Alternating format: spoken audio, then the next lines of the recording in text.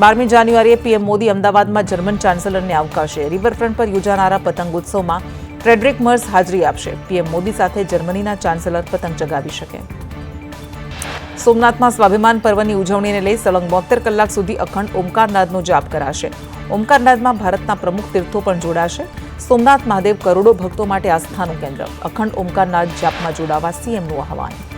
સોમનાથમાં વડાપ્રધાનના કાર્યક્રમને લઈ તડામાર તૈયારી. મંત્રી જીતુ વાઘાણીએ કહ્યું, 4 જિલ્લામાંથી ખાસ ટ્રેન દ્વારા શ્રદ્ધાળુઓ સોમનાથ આવશે.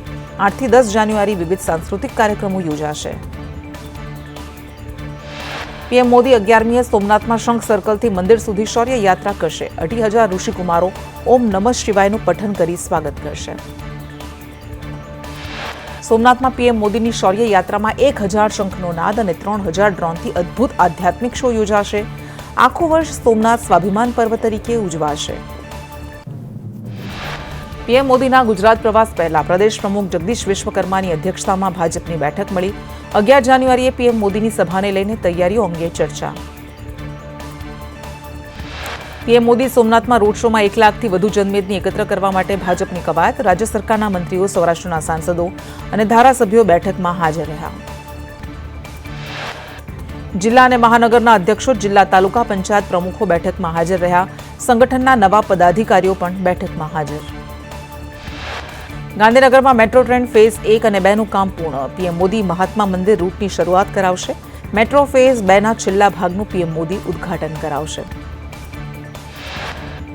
ગાંધીનગરમાં સચિવાલયથી મહાત્મા મંદિર સુધીનો રૂટ ખુલ્લો મુકાશે. પીએમ મોદી 12 જાન્યુઆરીએ રૂટને ખુલ્લો મૂકશે. પીએમ મોદી રિવરફ્રન્ટથી મહાત્મા મંદિર સુધી સવારી કરશે. મહાત્મા મંદિરથી ગાંધીનગર રેલવે સ્ટેશન જઈ શકાશે. ગુજરાત વિધાનસભાના બજેટ સત્રની તૈયારીઓ શરૂ. વિધાનસભાના કામકાજ સલાહકાર સમિતિની પુનઃરચના કરાઈ. નાયબ મુખ્યમંત્રી હર્ષ સંઘવી, મંત્રી જીતુ વાઘાણી, મંત્રી કુંવરજી બાવળિયા, મનીષા વકીલનો કમિટીમાં સમાવેશ. ગુજરાતના દરિયાઈ પટ્ટા પર ઓપરેશન સાગર સુરક્ષા કવચ. સુરક્ષા એજન્સીઓનું દરિયાઈ સુરક્ષા વધુ મજબૂત બનાવવા checking. Coastguard, navy, marine police, એસઓજીની કામગીરી. રાજ્યપાલ આચાર્ય દેવવ્રતે ગાંધીનગરથી સોલૈયા સુધી બસમાં મુસાફરી કરી. રાજ્યપાલે ગામમાં સફાઈ કરી.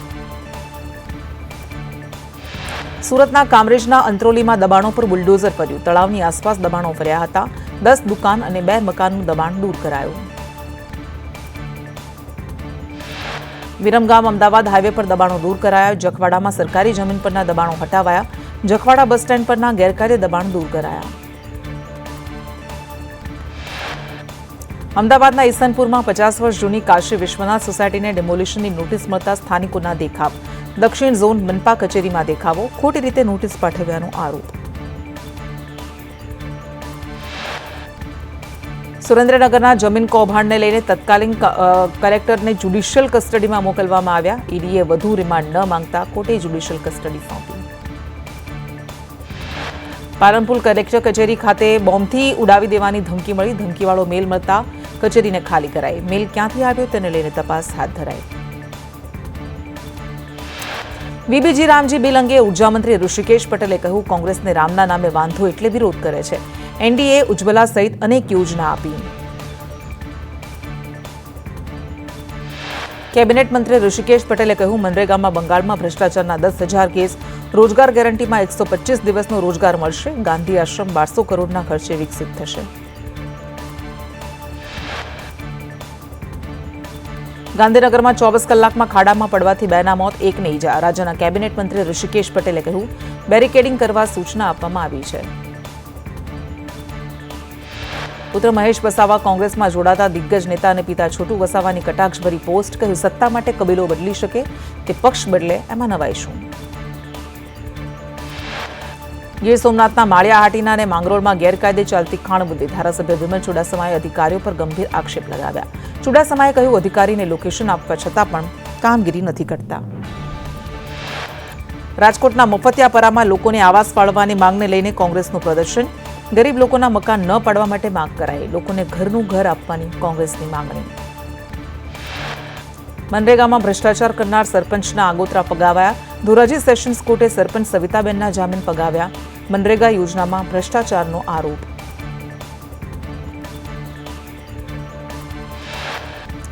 સાબરકાંઠા મધ્યસ્થ સહકારી બેંકના વાઇસ ચેરમેન ભીખાજી ઠાકોર કે ભીખાજી ડામોર 2024માં લોકસભા ચૂંટણી લડવા વખતે ઠાકોર બનેલા ભીખાજી હવે ડામોર બની ગયા.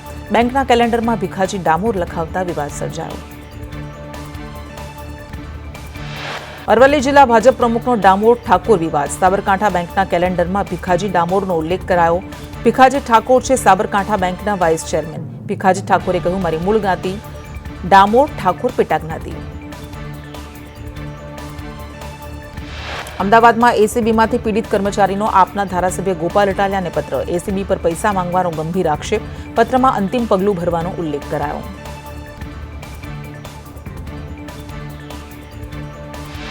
ગોંડલના રાજકુમાર જાટ અપમૃત્યુ કેસમાં ગણેશ જાડેજાને નાર્કો ટેસ્ટમાં ક્લીન ચીટ મળી. હાઈકોર્ટમાં નાર્કો ટેસ્ટનો રિપોર્ટ રજૂ કરાયો હતો. ટેસ્ટમાં 31 જેટલા અલગ અલગ સવાલો મુકાયા હતા. મોરબીના સિરામિક ઉદ્યોગકારોની જીએસટી સ્લેબ બદલવા માટે માંગ. સિરામિક ઉદ્યોગ પર 18%ની જગ્યાએ 5% જીએસટી લાગુ કરવા માટે રજૂઆત. રાજકોટની એચસીજી હોસ્પિટલમાં ડોક્ટર લાલ સેટાની બેદરકારીથી યુવકનું મોત. પોરબંદર નજીક અકસ્માત થયા બાદ 58 દિવસ ચાલેલી સારવારમાં ઓપરેશન બાદ ખોટું ઇન્જેક્શન આપતા તબિયત લથડી હોવાનો પરિવારનો આક્ષેપ. મૃતકના પિતા વશરામભાઈએ કહ્યું, હેલ્થ વીમાની રકમ પડાવવા એચસીજી હોસ્પિટલે સારવારનું નાટક કર્યું. પરિવારને યુવકની સ્થિતિની જાણ ન કરી પોલીસે તપાસ માટે યુવકનું ફોરેન્સિક પોસ્ટમોર્ટમ કરાવ્યું. રાજકોટમાં એચસીજી હોસ્પિટલમાં યુવકના મોત મુદ્દે સીઓઓએ કહ્યું કે દર્દીના પરિવાર પાસેથી કોઈ વધારાના પૈસા નથી લીધા. મેડિક્લેમ પૂર્ણ થયા બાદ હોસ્પિટલ દ્વારા ચાર્જ લેવાયો. બિલ 32 લાખનું થયું હશે, પણ અમે એટલા પૈસા નથી લીધા. ખેડાના ચિત્રાસરમાં સરપંચ સામે સ્થાનિકોનું ઉપવાસ આંદોલન. ગ્રામ પંચાયતની જમીન પર દબાણ સહિતના મુદ્દે ગ્રામજનો આકરા પાણીએ. ગેરકાયદે મંજૂરીથી દિવસ રાત દંપર દોડતા હોવાનો આક્ષેપ. બોર્ડની પરીક્ષાને લઈને રાજ્ય સરકારની કવાયત. અમદાવાદ ડીઈઓ દ્વારા ધોરણ 10 અને 12 બોર્ડના વિદ્યાર્થીઓ માટે હેલ્પલાઇન નંબર જાહેર કરવામાં આવ્યો. દુષ્કર્મી નારાયણ સાંઈને સુરતની નવી સિવિલ હોસ્પિટલ લવાયો. સિવિલ હોસ્પિટલમાં નારાયણ સાંઈનું રૂટીન ચેકઅપ કરાયું.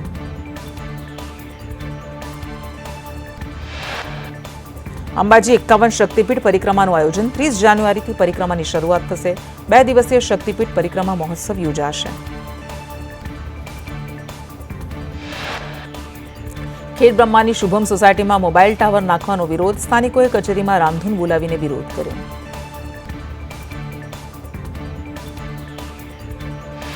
મોરબીનો યુવાન યુક્રેનની જેલમાં બંધ હોવાથી તેની માતા સાંસદ પરસોત્તમ રૂપાલાને મળ્યા. રૂપાલાએ વિદેશ મંત્રી સાથે વાત કરવાનું આશ્વાસન આપ્યું. રશિયામાં ડ્રગ્સ કેસમાં ખોટી રીતે ફસાવાયાનું માતાનું નિવેદન. ખેડામાં પૂરના પાણીને અટકાવતી અંગ્રેજોના સમયની પૂર સંરક્ષણ દિવાલ તોડી પડાઈ. હેરને પૂરના પાણી તબાહ કરે તેવા ગંભીર કૃત્યથી સ્થાનિકોમાં ભારે રોષ.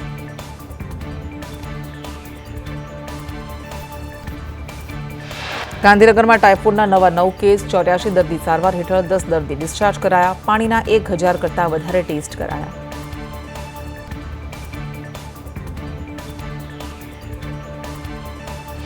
અમદાવાદમાં પ્રદૂષિત પાણીને લઈ એએમસી વોટર સપ્લાય કમિટીના ચેરમેનનું નિવેદન. જ્યાં કનેક્શન નીચા ત્યાં સમસ્યા. ડ્રેનેજ લાઇન બદલવા સૂચના આપી.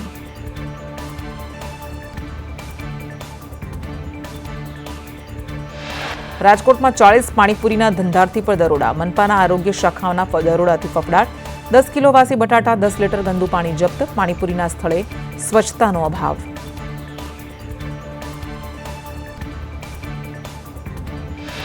સુરતમાં પાણીપુરી વિક્રેતાને ત્યાં આરોગ્ય વિભાગના દરોડા. તપાસમાં સડેલા બટાટા, અખાદ્ય તેલ મળ્યું. ગંદકીમાં બનતી હતી પાણીપુરી. 10 જેટલા સ્થળોએ તપાસ.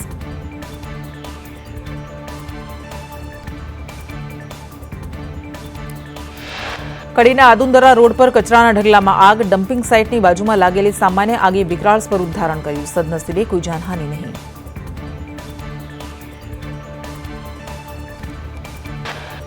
દ્વારકામાં ગૌમાંસનું વેચાણ કરતા 5 પર પાસા લગાવાયા. આરોપીઓ ગૌવંશને કતલ કરી તેનું માંસ વેચતા.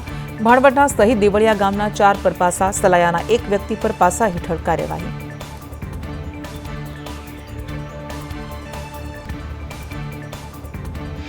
રાજકોટ સેશન્સ કોર્ટને બોમ્બથી ઉડાવવાની ધમકી આપનાર વિરુદ્ધ ગુનો દાખલ. રજિસ્ટ્રાર અર્ચના ઠક્કર દ્વારા પોલીસ ફરિયાદ નોંધાઈ.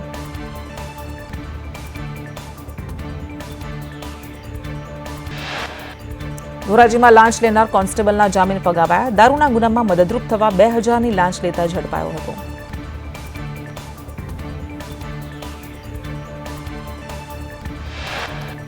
જંબુસરમાં લાપતા થયેલ યુવાનના અવશેષ મળ્યા. 1 મહિના પહેલા દરિયામાં બોટ પલળતા એકનું મોત થયું હતું. બોટકાંડમાં લાપતા નરેશના કપડાં મળ્યા.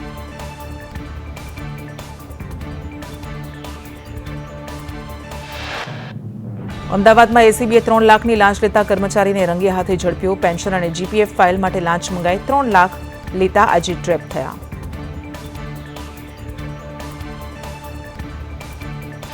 અમદાવાદના જુહાપુરામાંથી ડ્રગ્સ સાથે એક આરોપી ઝડપાયો. ડ્રગ્સની ડિલિવરી કરવા નીકળેલ પેડલર તૌસીફ અહેમદ પાસેથી 50 લાખનું ડ્રગ્સ જપ્ત કરાયું. સુરતમાં એમડી ડ્રગ્સ બનાવતી લેબોરેટરીનો પર્દાફાશ. ડિક્રિયા ફૂડ એન્ડ ફાર્મા એનાલિટિકલ લેબોરેટરીમાં દરોડા. સુરત એસઓજીએ ડ્રગ્સ બનાવતી લેબોરેટરી ઝડપી.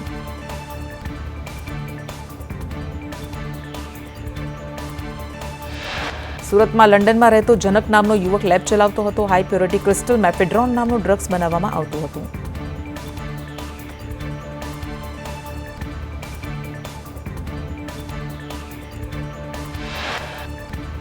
સુરતમાં પોલીસે સ્ટન્ટ કરનાર સગીરના પિતા પાસે માફી મંગાવી. વરાછામાં રિંગ રોડ પર સ્ટન્ટ કરનાર સગીર નીકળ્યો.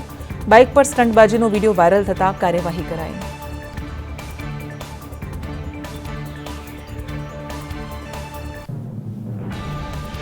8 અને 9 જાન્યુઆરીથી કડકડતી ઠંડી પડવાની હવામાનની આગાહી. 10 જાન્યુઆરીથી ઠંડીમાં આંશિક રાહત મળશે. ઉત્તર પૂર્વના પવનો ફૂંકાતા ઠંડીનો ચમકારો રહેશે.